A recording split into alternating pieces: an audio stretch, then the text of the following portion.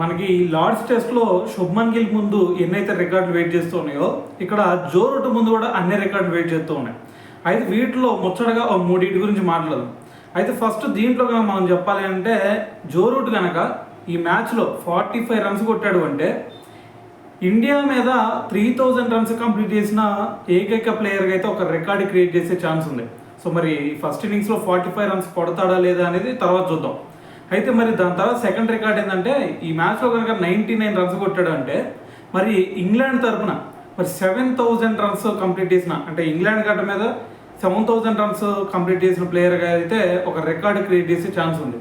So మరి దాంతోపాటు ఈ టెస్ట్లో ఇంకొక 18 ఫోర్లు కనుక కొట్టాడు అనుకోండి, సో దాంతో అత్యధిక ఫోర్లు ఇంగ్లాండ్ టీం తరఫున అత్యధిక ఫోర్లు కొట్టిన ప్లేయర్గా అయితే ఒక రికార్డు క్రియేట్ చేసే ఛాన్స్ ఉంది.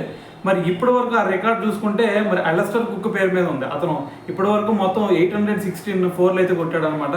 సో మరి ఈ మ్యాచ్లో ఇంకొక 18 ఫోర్లు కనుక కొట్టాడంటే ఆ రికార్డు బ్రేక్ అయ్యే ఛాన్స్ అయితే ఉంది.